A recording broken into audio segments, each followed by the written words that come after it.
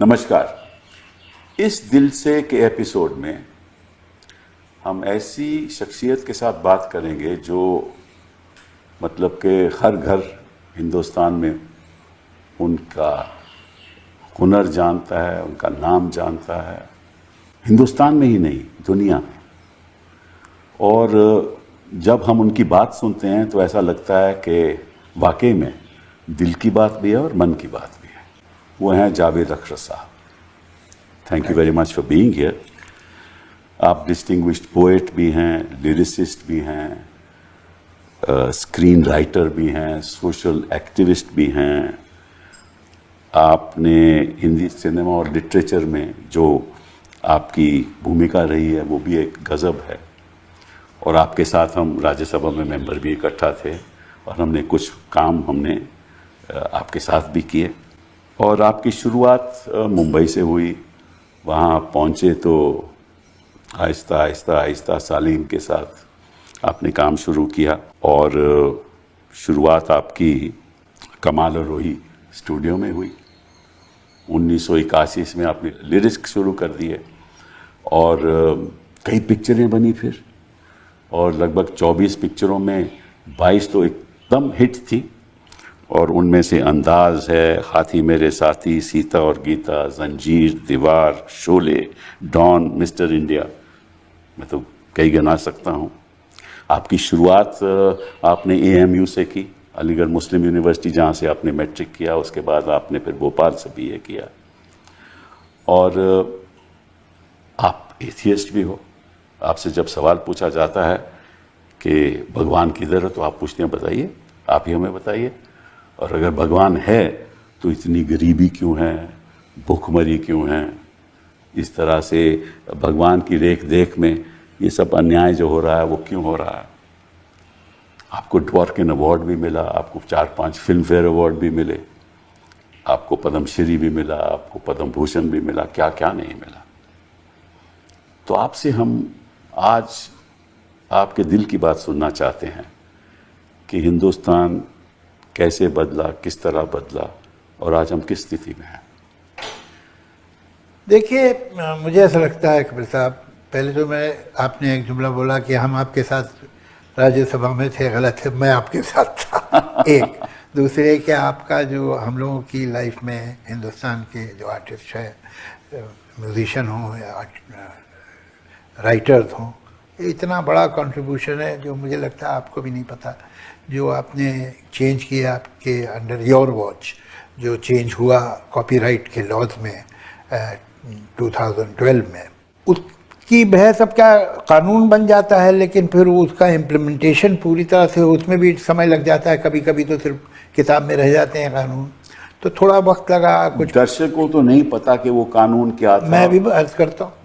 तो वो कानून जो था उसने एम्पावर कर दिया कॉपीराइट में राइटर्स को और कंपोजर्स को, जिसमें बहुत लूप होल थे और उन्हें कुछ नहीं मिलता था, करोड़ों की रॉयल्टी में एक नया पैसा। अल्टीमेटली हुआ ये कि इस कानून की वजह से जो IPRS जो है, एक ऑर्गेनाइजेशन, गवर्नमेंट रिकग्नाइज ऑर्गेनाइजेशन है, Indian performing rights society, copyright. जी जी। तो परफॉर्मिंग राइट्स का मतलब ये होता है कि गाना अगर बज रहा है तो एक है रिकॉर्डिंग राइट और दूसरे परफॉर्म। रिकॉर्डिंग राइट उसका है जिसने गाना रिकॉर्ड किया है, वो प्रोड्यूसर हो या म्यूजिक कंपनी हो या कोई भी हो एंटिटी। और परफॉर्मिंग राइट उसे कहते हैं कि जो परफॉर्म हो रहा है जब रिकॉर्ड कर रहा है, तो उसमें म्यूजिक परफॉर्म हो रही है और वर्ड्स परफॉर्म हो रहे हैं, इनका कॉपीराइट होता है। तो पेपर पे तो था ये कॉपीराइट, लेकिन कानून में ऐसे लूप होल थे कि राइटर को या कंपोजर को कुछ मिलता मिलाता नहीं था। कुछ ऐसे ही 2-3% जो था बांट देते थे, अच्छा, खैरात की तरह, भीख की तरह। जो आपके अंदर जो लॉ चेंज हुआ उसमें एम्पावर हो गया कंपोजर और राइटर। और फिर 5 साल लगे हमें वो सोसाइटी, जो गवर्नमेंट रिकग्नाइज सोसाइटी IPRS को टेक ओवर करने में। और आज पब्लिशर्स और राइटर कंपोजर बराबर के नंबर पे हैं गवर्निंग बोर्ड पे। और 17 से 25 तक क्या हुआ है कि इस साल यानी 24 में 6 साल समझिए, 730 करोड़ का हमने रॉयल्टी जमा की है। really? और अगर ये इसी तरह बढ़ता रहा तो हम 1000 करोड़ तो शुरुआत में कितना था? 42 साल का मैक्सिमम कवरेज होती थी, 42 करोड़। अच्छा। आज 730 करोड़ हो गई। जी हाँ। और ये वो वक्त था जब पार्लियामेंट बड़ी अफरा तफरी में और बड़े जी, कन्फ्रंटेशन इसमें बीजेपी ने हमारा साथ दिया। जी जी जी, बिल्कुल बिल्कुल। और ये हम मेंशन कई ना अच्छी करें, चीजों में हमारा साथ दे देते बहुत बहुत। यानी ये एक बिल था उस हंगामी सूरत में भी जो दोनों हाउसेस में यूनानिमस पास हुआ। तो मतलब चलिए कहीं अच्छी बात की सबने ही। और उसके बाद जब आया तो ऐसा हो गया है, तो we have to owe you a word of thanks. नहीं, वो तो कुछ बात नहीं, मैं तो वैसे ही आपने ये बात इससे शुरुआत कर दिया। असल बात तो ये है कि बॉलीवुड हमेशा एक ऐसी हस्ती इस किस्म की है कि बॉलीवुड से जब आवाज़ निकलती थी और जो फिल्में बनती थी उसका प्रभाव सारे हिंदुस्तान में बनता था। तो वो तो उस समय का दौर है, आज ऐसा क्यों नहीं? देखिए वक्त बदलता है। ये जो फिल्म इंडस्ट्री है ये किसी कल्चरल वॉइड में नहीं है, ये बिल्कुल इंटीग्रल पार्ट है सोसाइटी का। अगर आप एक हाथ पकड़ के देखें, आप कहें अरे भाई हाथ में बुखार क्यों है, ये जुमला सही नहीं होगा। बुखार बदन में है, ऐसे थोड़ी हो सकता है कि सिर्फ हाथ में बुखार है बाकी ठीक चल रहा है बॉडी।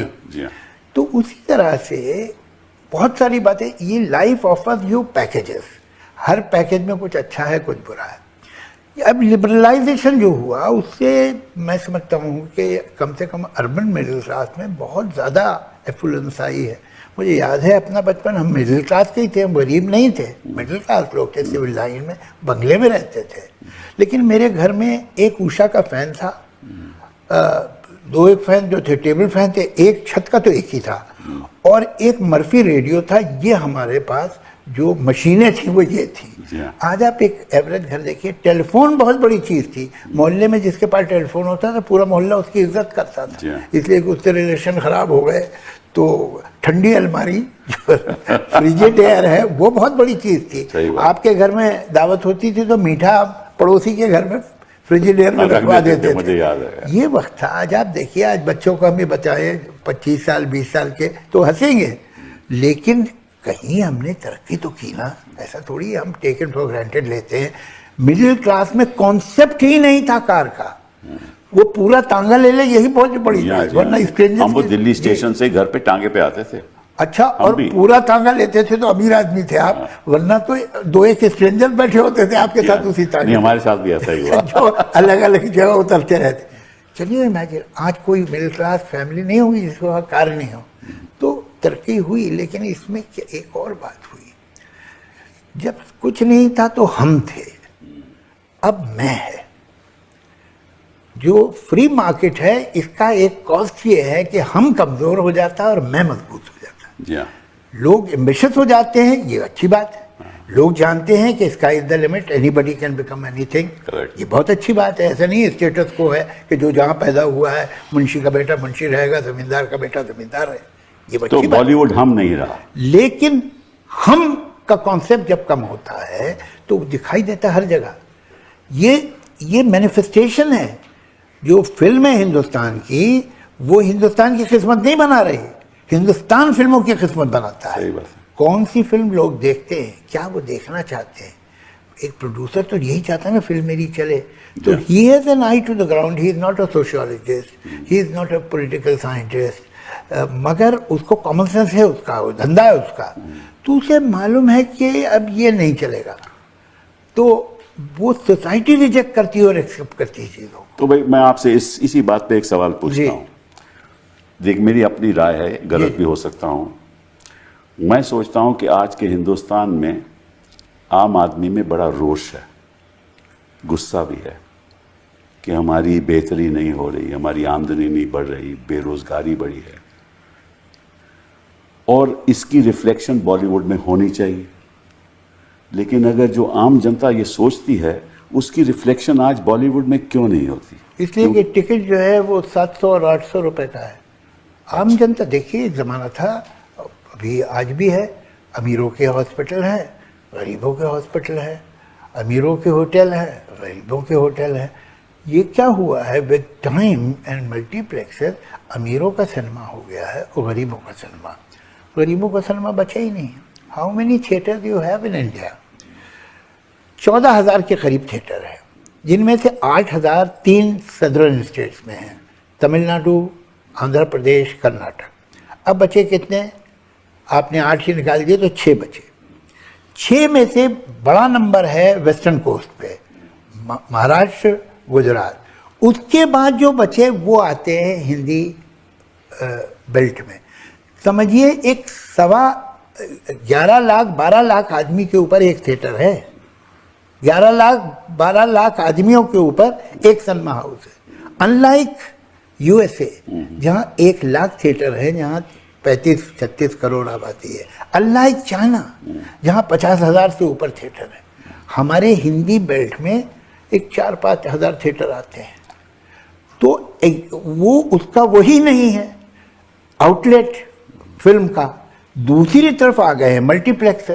मल्टीप्लेक्स में तो समोसा भी बिकता है 200 रुपए का, टिकट होता है 500-700 रुपए का। तो मतलब एक 4 आदमी की न्यूक्लियर फैमिली भी जाए तो एक 3-3.5 हज़ार का खर्चा है।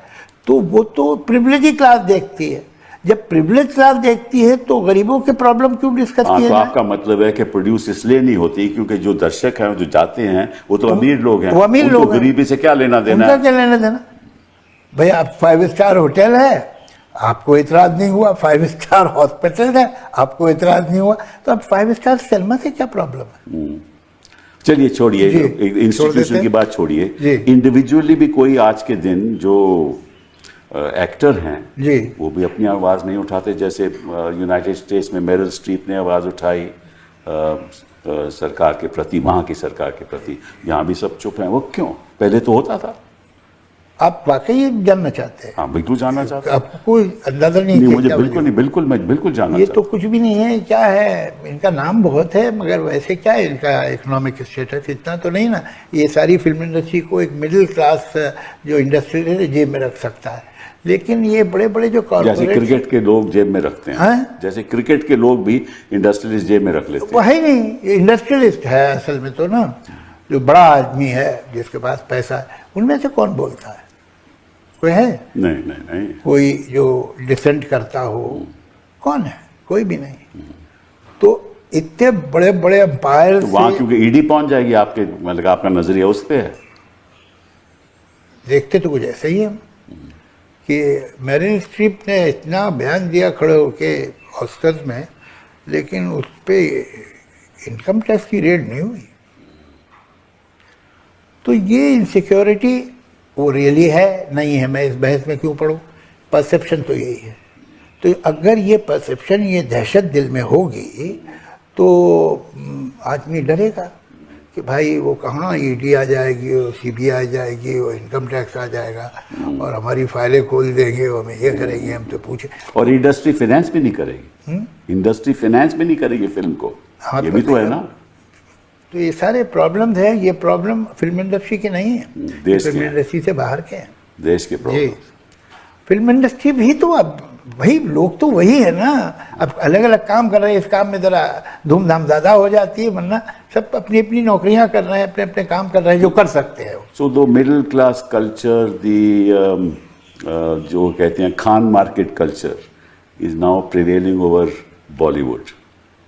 सो इट्स मैं तो खान मार्केट कई बार गया हूँ, मेरा तो घर पास में ही था। जब मैं लोधी स्टेट में रहता था तो मुझे तो कोई कल्चर वहाँ दिखा, दुकानें देखी मुझे बस, और 2-3 अच्छे रेस्टोरेंट है, खाना वाना अच्छा मिलता है। वहाँ कल्चर क्या है? तभी मैंने तो कल्चर देखा नहीं। खत्म हो गया ना हिंदुस्तान का। यही तो मैं नहीं, कह रहा मतलब हूँ। मार्केट में कल्चर क्यों ढूंढ रहे हो भाई? तो वो वहाँ भी कोई मार्केट कल्चर- हो गई, ये भी हाँ, मार्केट है, खान कल्चर मार्केट खत्म हो गया। खत्म- तो हिंदुस्तान का कल्चर मतलब कि जो सभ्यता थी नहीं, वो खत्म नहीं हो सकता। खत्म नहीं हो सकती। नहीं हो सकता। वो क्यों? वो वजह क्या है? देखिए, मैं आपको अपनी धरती ही की मिसाल दूंगा। एक गंगा है, एक जमुना है। अभी हम लोग बहुत, देखिए जमुना की क्या हालत है दिल्ली के पास, आप देख लीजिए। गंगा के बारे में बरसों से बात चल रही है, उसको क्लीन करना है, साफ़ करना है।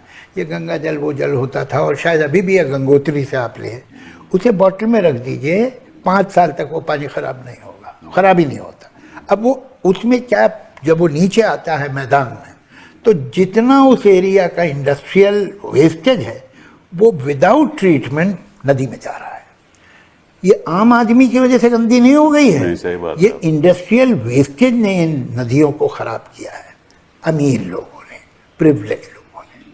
वो जो इंडस्ट्री है वो किसी बेचारे गरीब आदमी मजदूर की तो नहीं है। तो आपने सीपीआई या सीपीएम क्यों नहीं कभी ज्वाइन किया? मैंने कभी नहीं ज्वाइन। ख्याल तो आपके वैसे ही। नहीं, जो सही बात जिसकी हो, बहुत सारी बातों से मैं उनसे डिसएग्री भी करता हूँ, अच्छा, और मौका हुआ तो उसका भी जिक्र कर दूंगा। ये पोल्यूट हो गई है, जी हाँ। लेकिन एक हमारा ये बिलीफ है कि एक और नदी है यहाँ, सरस्वती, जो नीचे बहती है, अंदर ही अंदर। सबके जहन में है। वो सरस्वती जो है उसको इंडस्ट्रियल वेस्टेज गंदा नहीं कर सकता। बहुत अच्छा कहा। हिंदुस्तान वो सरस्वती है। ये जो ऊपर आप देख रहे हैं ना, ये आती जाती चीज़ें हैं।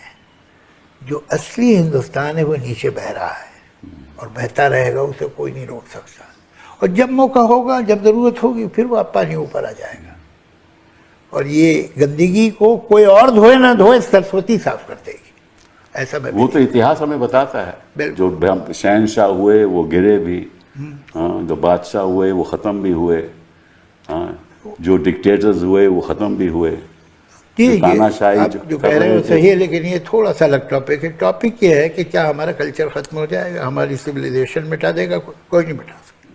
हिंदुस्तान में कितने लोग आए गए, क्या क्या फिर इस पे मैं सवाल उन्होंने मिटा दिया क्या? आप इससे पे सवाल पूछता हूँ। जी, उर्दू लैंग्वेज भी हमारा पार्ट ऑफ कल्चर है, जी हाँ। तो उसको मिटाने की कोशिश क्यों हो रही है? लैंग्वेजेस ना सरकारें बनाती हैं ना मिटाती हैं, ये उनका काम ही नहीं है और कर भी नहीं सकती। लैंग्वेज सड़क पे बनती है और सड़क पे ही मिटती है। ये आप ज़रूर कर सकते हैं कि आप उसे उसका जो इकोनॉमिक एडवांटेज है उस लैंग्वेज का, उसे कट कर दें, ये कर सकते हैं। तो थोड़ी सी वो अनाथ हो जाएगी, मगर अनाथ भी तो दुनिया में रहते ही हैं ना, ऐसा थोड़ी कि अनाथ सब मर गए हैं। उर्दू की अहमियत हिंदुस्तान के कल्चर में क्या रही, ज़रा बता दीजिए दर्शकों को। देखिए, उर्दू लैंग्वेज क्या होती है, पहले तो ये तय करें, फिर देखेंगे उर्दू कसौटी पे उतरती है कि नहीं। क्या लैंग्वेज अपनी स्क्रिप्ट है? देखिए, आप पंजाबी आप जानते होंगे, पंजाबी जो है वो देवनागरी में भी लिखते हैं, गुरमुखी में भी लिखते हैं और उर्दू स्क्रिप्ट में भी लिखते हैं। जी हाँ।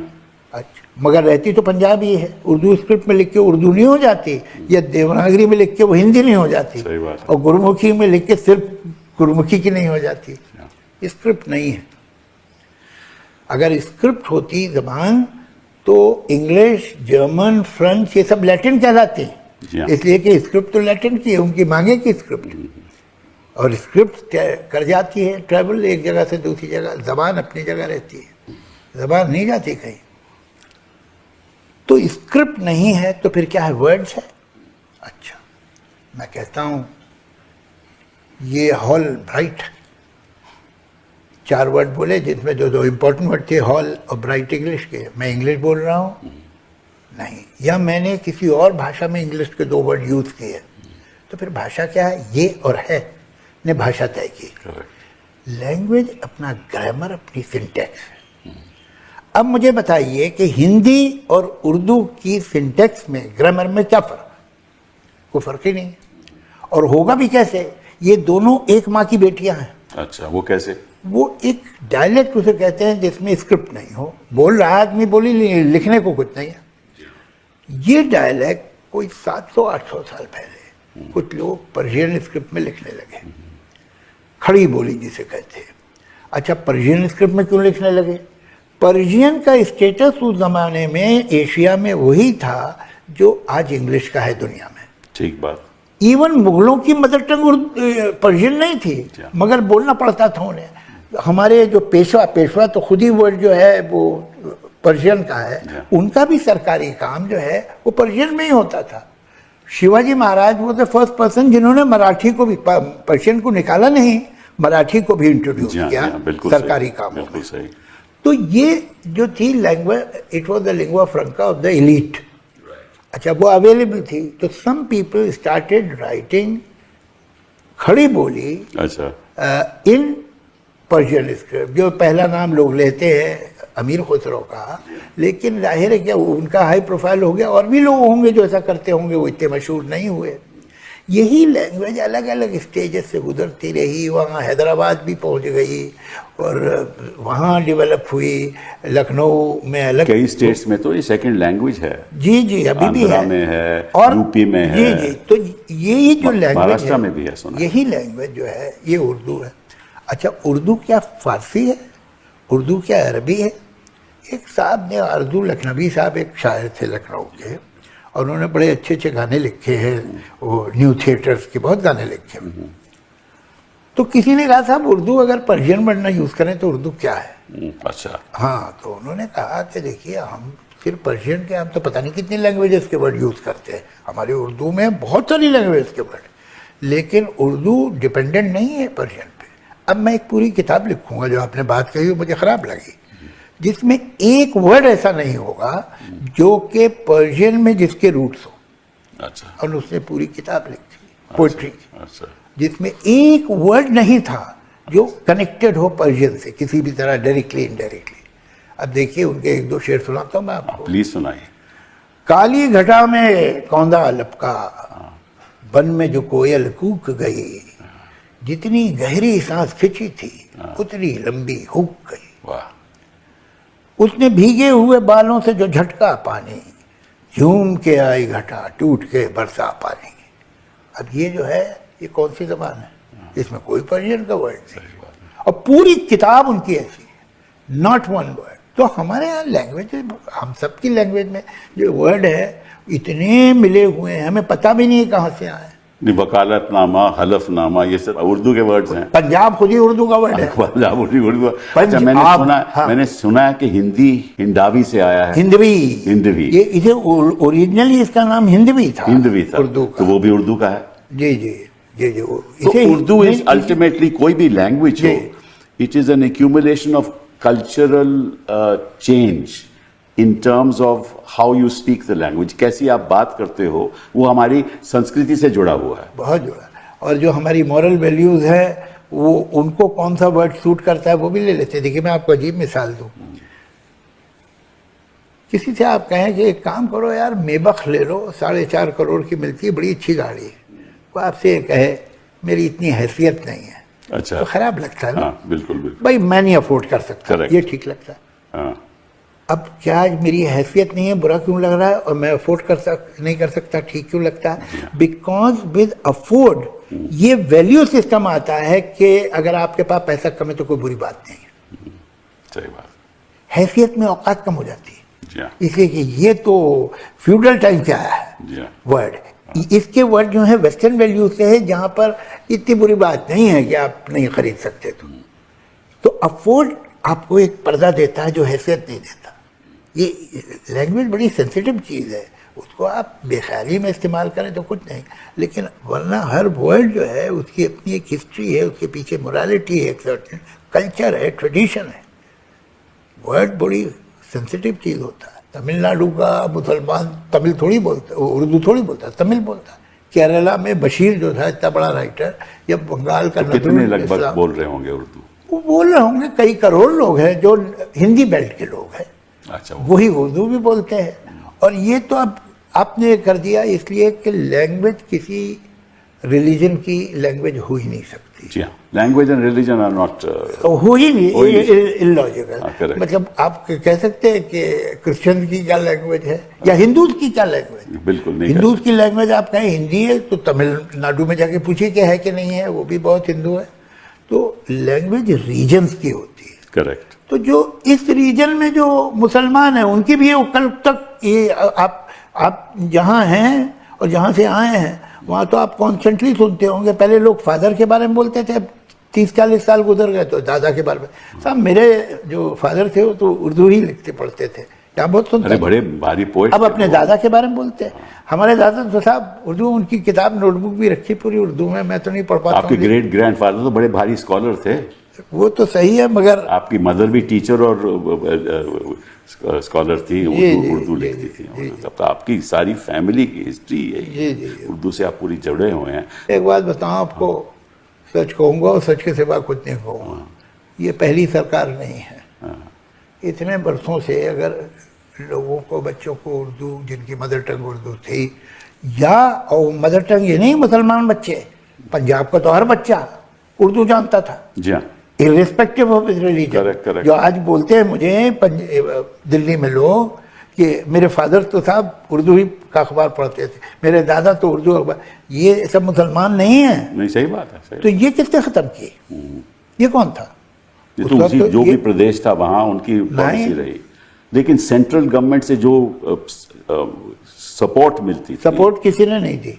नहीं, सेंट्रल गवर्नमेंट तो देते थे support। आप वो यूपी के एक मिनिस्टर थे, कांग्रेस के थे वो, उनका कौन, वीर बहादुर सिंह, उन्होंने कहा था कि मैं उर्दू का मुंह काला करके गधे पे बिठा के घुमाऊंगा। हो, अच्छा, तो ये जो उर्दू खत्म हुई है, या ये जो आपका सच्चर कमीशन रिपोर्ट है, सच बात करते हैं, ये उसने रिपोर्ट दी कि ये मुसलमान तो ज़्यादातर दलित से भी बुरी हालत में है। यहाँ वो तो है, वो तो साफ। जिस आदमी ने अनाउंस किया था कि उर्दू मुसलमानों की ज़बान है, वो आदमी उर्दू नहीं बोल सकता था, जिसका नाम था जिना। अच्छा, ये जरा देखिए। हाँ, सही बात है। और दुनिया में पाकिस्तान का एक रिकॉर्ड है जो अनब्रेकेबल है। जैसे एक जिम लेकर था बॉलर, उसका रिकॉर्ड कभी नहीं टूटेगा। 19 विकेट, उसने एक टेस्ट मैच में 19 विकेट 19 विकेट। उसी तरह से ये रिकॉर्ड भी नहीं टूटेगा। दुनिया में बहुत पार्टीशन हुए हैं, ऐसा नहीं कि हिंदुस्तान में हुआ था, बहुत जगह हुए हैं। हर जगह minority, even in India minority ने पार्टीशन मांगा। पाकिस्तान का डिस्टिंक्शन ये है कि वहाँ मेजॉरिटी ने पार्टीशन मांगा। 10 करोड़ आदमी ने 7 करोड़ आदमी से पार्टीशन मांगा कि हम अलग होना चाहते, मेजॉरिटी अलग होना चाहती थी। जो मेजर इश्यूज थे उनमें एक लैंग्वेज भी थी। 10 करोड़ मुसलमान जो थे वो कह रहे थे हम बंगाली हैं, हमारी मदर टंग बंगाली है, हम पे उर्दू मत इम्पोज करो। मेरी मदर टंग है उर्दू, मुझे बहुत मोहब्बत है उससे, but I stand by those Bengalis who wanted to save their mother tongue like I want to save my mother tongue. तो ये जो है, इतने बड़े सबूत के बाद भी अगर समझ में ना आए लोगों के कि भाई उर्दू मुसलमानों की आवाज नहीं है, 10 करोड़ मुसलमान कह रहे हैं हम मुल्क तोड़ देंगे, उर्दू नहीं पढ़ेंगे, उसके बाद भी आप ना समझे तो ना समझिए। ये तो अभी पीछे मैं आपको इंटरेस्टिंग बात बताऊं कि सुप्रीम कोर्ट में मामला आया, और मामला ये था कि एक म्युनिसिपल कॉरपोरेशन, आपको मालूम है म्युनिसिपल कॉरपोरेशन के बोर्ड लगते हैं, उसमें ऊपर मराठी में लिखा जाता है और नीचे उर्दू में लिखा जाता है। तो एक फैसला आया कॉरपोरेशन का कि भैया ये उर्दू जो नीचे से लिखा जाता है इसको मिटाना चाहिए। उसके बाद एक 1900 मेरे ख्याल 2022 में एक एक्ट भी बन गया। तो ये सारा मामला सुप्रीम कोर्ट तक पहुंचा। तो सुप्रीम कोर्ट ने वही बात की जो आपने अभी कही कि ये दुर्भाग्य है हमारा कि कोई ज़ुबान को धर्म के साथ जोड़ा जाए, और इसलिए उर्दू की अहमियत कमती हो जा रही है। जो उन्होंने कहा है, सुप्रीम कोर्ट ने कहा है कि आहिस्ता आहिस्ता उर्दू ज़ुबान को मुस्लिम के साथ जोड़ा जा रहा है, रिलीजन के साथ जोड़ा जा रहा है। हालांकि उर्दू ज़ुबान is part of our syncretic culture. ये सुप्रीम कोर्ट ने अभी मैंने पढ़ा अभी इतना ज़बरदस्त जजमेंट दिया है, और उन्होंने ये भी कहा है कि कई प्रदेशों में तो उर्दू सेकंड लैंग्वेज है और इसमें कोई गलत बात भी नहीं है। और हिंदुस्तान में कहते हैं कि भाई 2011 के सेंसस में 2075 लैंग्वेजेस हैं, हालांकि शेड्यूल 8 में तो 22 ही हैं। डायलेक्ट हो गए। नहीं, लैंग्वेजेस, डायलेक्ट्स इससे भी कहीं ज़्यादा हैं। वो लैंग्वेज कैसे जोड़ते हैं कि अगर 10,000 लोग एक लैंग्वेज बोल रहे हो तो फिर वो लैंग्वेज कहलाई जाती है। नहीं, वो लैंग्वेज की अगर स्क्रिप्ट अलग है, हाँ, नहीं तब वो जाके नहीं, सुप्रीम कोर्ट ने जो कहा है जो 10,000 की संख्या हो तभी लैंग्वेज कहलाई जाती है।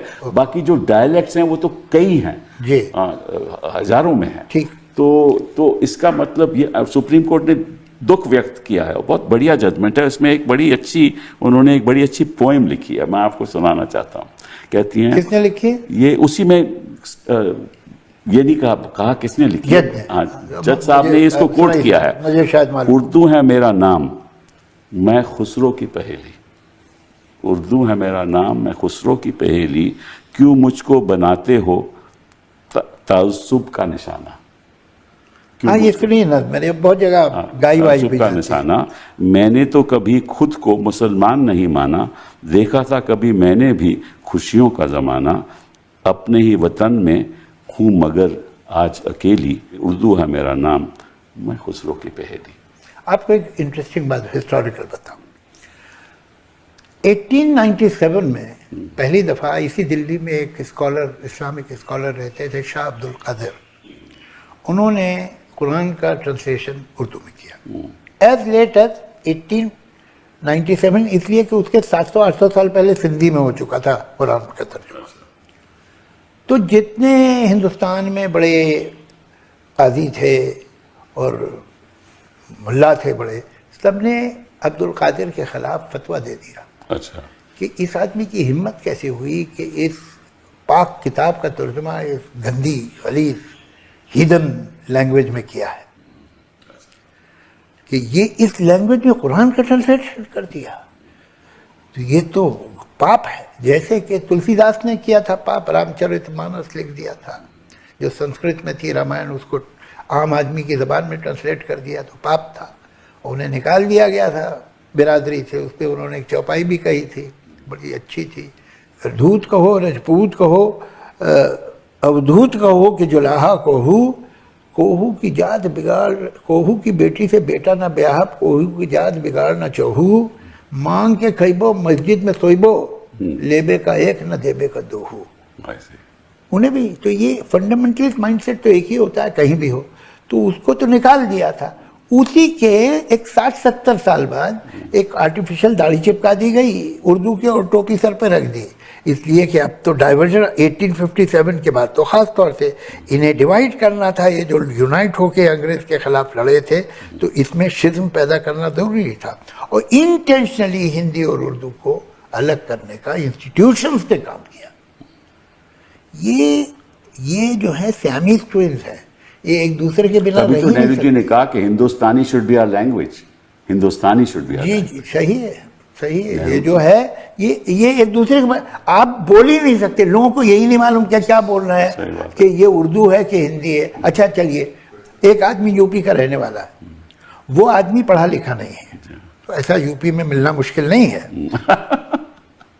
वो आदमी कहता है खाना खाओगे, पानी पियोगे, क्या घर जा रहे हो, कल आ जाना।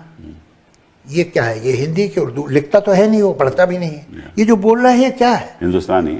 अच्छा, यही हिंदी है, यही उर्दू। सही बात। कोई आप जुमला जो है हिंदी के बगैर उर्दू सेंटेंस कंप्लीट ही नहीं कर सकते, इसलिए ग्रामर तो दोनों की एक है, और न उसकी आप सेंटेंस बना सकते।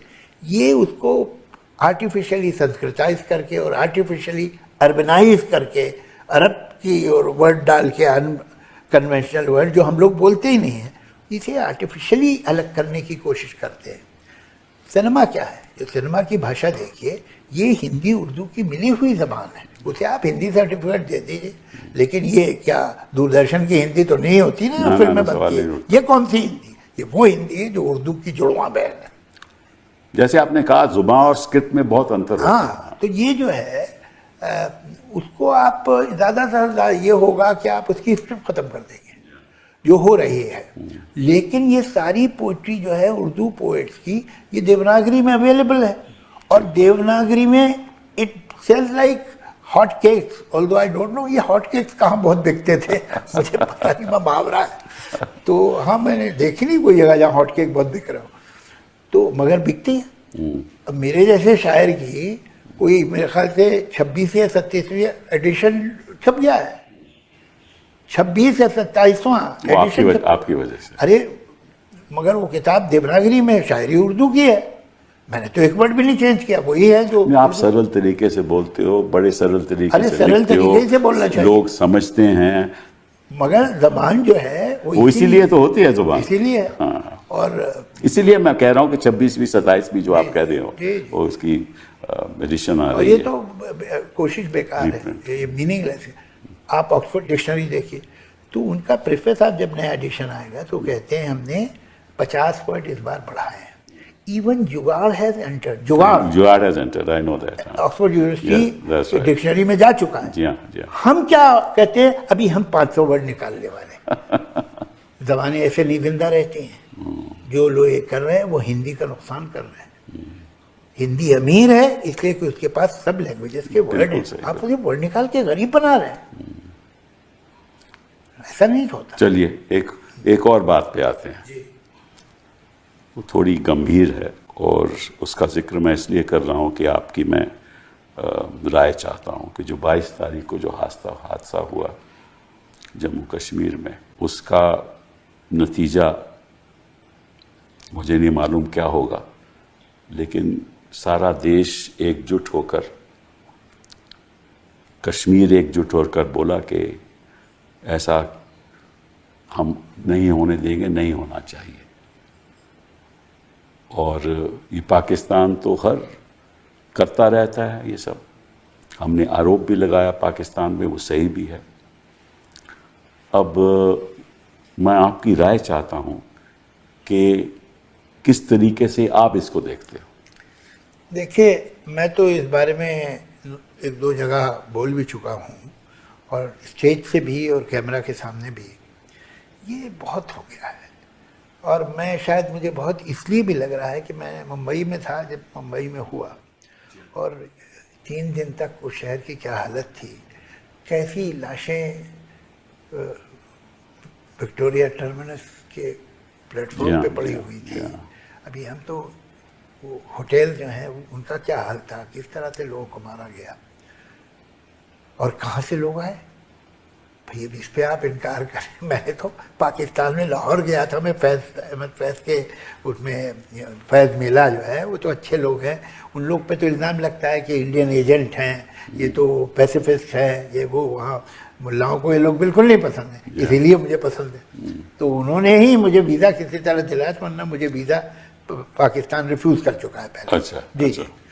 तो वहाँ पर मुझसे यही सवाल किसी ने किया खड़े होके, जब 2500 आदमी हॉल में बैठे थे, कि हम तो आपसे बहुत अच्छी तरह मिलते हैं, देखिए हमने आपको कैसे रिसीव किया है, कितनी इज्जत दी है, और आप लोग पता नहीं हमारे बारे में क्या समझते हैं कि हम सब टेररिस्ट हैं, हमने आप पे बम फेंक दिया क्या, गोली चलाई आप पर। एक महिला ने आपसे जब हाँ, मैडम ने पूछा एक ने, तो मैंने कहा, और हम तो कितने खुले आर्म्स के साथ बाहें खोल के आपसे मिलते हैं, आप लोग को पता नहीं क्या कॉम्प्लेक्स है।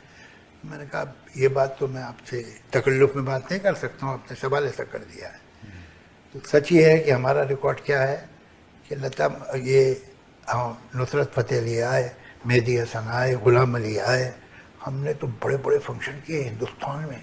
फैज़ अहमद फैज़, who was a poet. Yes, of course. And I will not call him a Pakistani poet, I'll call him a मैं poet आपको of the छोटी subcontinent. पर्सनल बात बताऊं, छोटी सी, आई एम सॉरी टू जी। इंटरप्ट यू, कि मेरे फादर वकील थे लाहौर में, जी, तो जब मंटो का ट्रायल हुआ जी। तो फैज़ अहमद फैज़ विटनेस थे, विटनेस थे। तो मेरे फादर वकील थे, अरे वाह, और वो उनके बड़े दोस्त बने। अच्छा, और जब हम अपने घर जाते थे, इसलिए मुझे उर्दू से बड़ी दिलचस्पी है, जी, जी, क्योंकि जब मैं चंडीगढ़ घर जाता था जी। तो बात केवल उर्दू शायरी की होती थी। जी, जी, और मेरे फादर और मेरे सबसे बड़े भाई, they know so much of जी, जी। Urdu literature that I feel कि मुझे लगता है कि मुझे भी ऐसा मुझे भी उस ज़बान शायरी शुरू कर दी, और क्या करें। मैंने तो दूसरी तो तरीके से की, तो लेकिन ये फैज़ हमारा जब आए थे, फैज़ अहमद फैज़ के साथ है। अटल बिहारी वाजपेयी साहब उस वक्त प्राइम मिनिस्टर थे।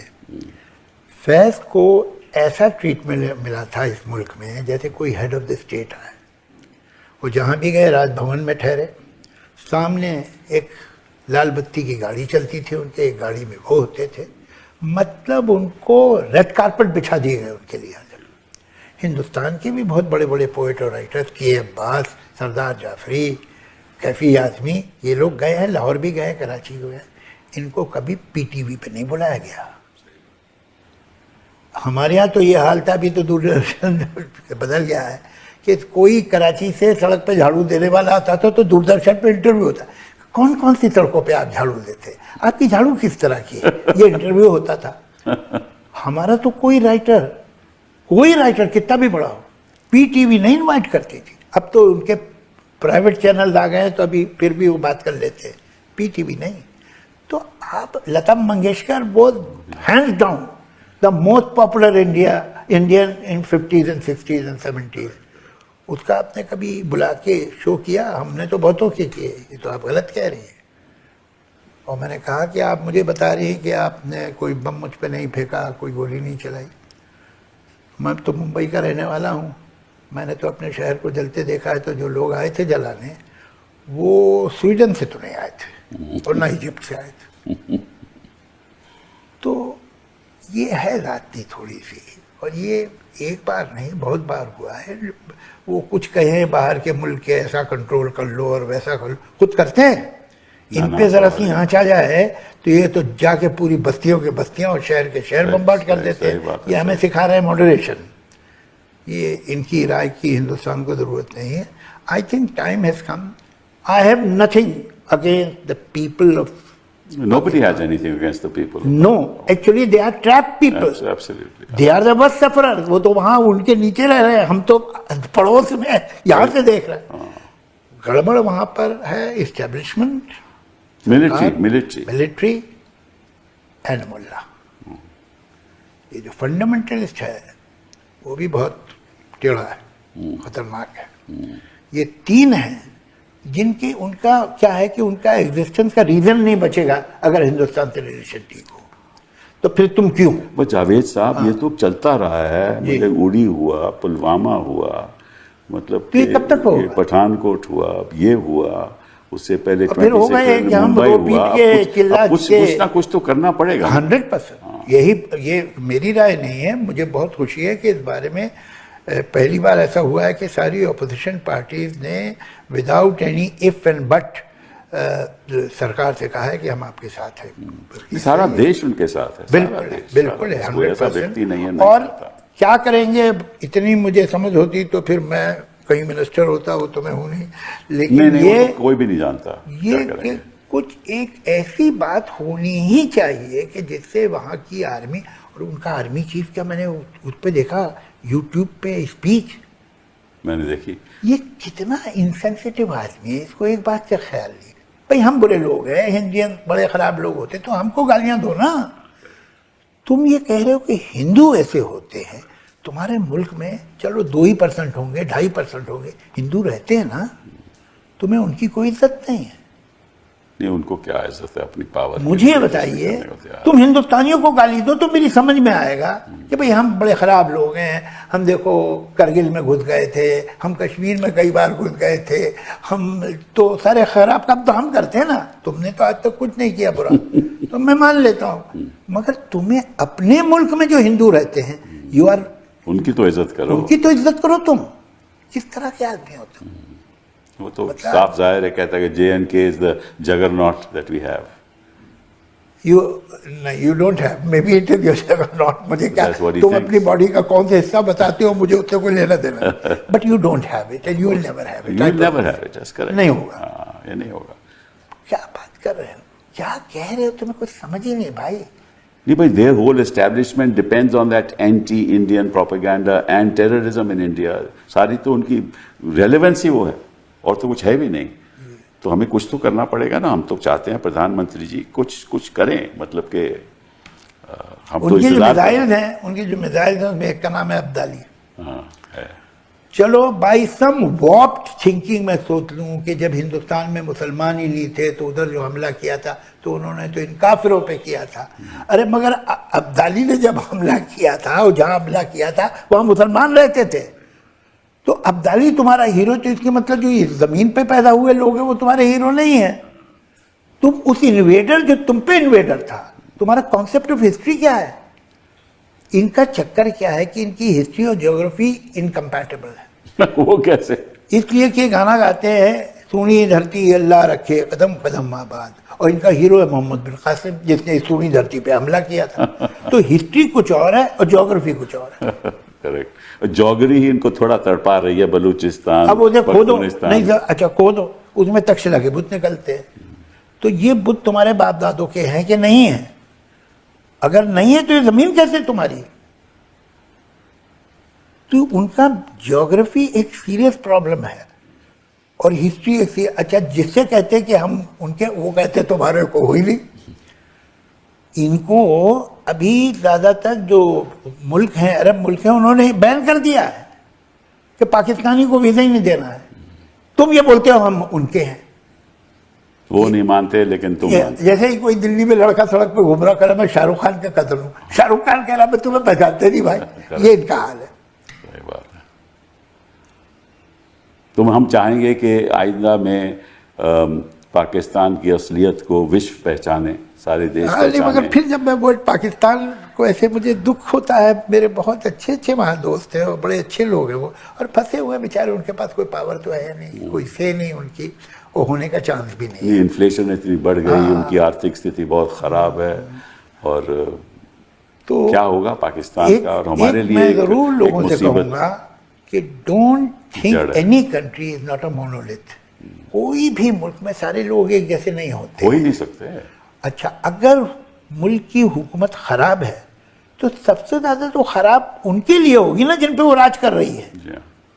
मुल्क की अगर फौज खराब है तो सबसे ज्यादा तो खराब उनके लिए होगी जिन पे उसकी असर है। तो ये जो लोग सफर कर रहे हैं उस मुल्क में, हम उनसे क्यों दुश्मनी मोल लें? हम उन्हें क्यों गाली दें कि कोई भी पाकिस्तान नहीं, हम नहीं करेंगे। हमको फौज, हुकूमत और मुल्ला, तीन, और हमारी पूरी सिंपैथी है उस पाकिस्तान की मासूम आवाम से जो इनके जुल्म सह रही है, चाहे वो बलूचिस्तान में रहती हो, चाहे वो सिंध में रहती हो, चाहे वो पंजाब में रहती हो। और ये एक गलती और हो रही है, अरे भाई, कश्मीरियों ने अपनी मर्जी से हिंदुस्तान चुना है, ये कोई हिंदुस्तान की फौज नहीं चली गई थी उन्हें। जैसे अपनी मर्जी से वहां आप चले गए जी, अपनी मर्जी से। सच ये है कि इन पे तो हमला कर दिया था पाकिस्तान ने। अच्छा, पाकिस्तान का एक और भी कमाल है जो कि पाकिस्तानियों को फेस करना चाहिए। अरे भाई, हमारा सिपाही मरता है, हम उसे सलूट करते हैं, हम उसका अर्थी में जब चलते हैं तो झंडा लेके चलते हैं और उसकी अर्थी पे हिंदुस्तान का झंडा रखते हैं कि ये हमारे मुल्क के लिए जान दी है इसने। जो लोग करगिल में मरे, उनकी बॉडी लेने को तैयार नहीं थी पाकिस्तान आर्मी। तो कहना चाहते हैं कि हमारा कोई ताल्लुक नहीं है। अच्छा, तो उसको हिंदुस्तान ने बहुत प्रॉपरली कुछ मौलवी बुला के प्रॉपरली उनका फाइनल राइट्स कराए। उसके बाद उनकी तस्वीरें एडजुटेंट जो थे उसको, जो अल्टीमेटली बाद में चीफ भी बने पुलिस के, इसके आर्मी के, Indian army, he was there, he gave this album. एक मीटिंग दोनों एडजुटेंट्स में हुई जब वो झगड़ा सीजफायर हो चुका था। उनका, भैया ये एल्बम है, ये तुम्हारे सिपाहियों को हमने बैरी करवाया। उसने एल्बम लेने से इनकार कर दिया, या मालूम कर लीजिए। उसने कहा मैं नहीं लूँगा, मैंने लिया तो हम तो मान लेंगे कि हमारे आर्मी के लोग थे। मीटिंग ख़त्म हुई, बाहर निकले, उसने हाथ मिलाया, चले यार छोड़ो, वो मीटिंग ऑफिशियल थी, अनऑफिशियली मुझे दे दो, मैं उनके घर वालों को खबर कर दूंगा।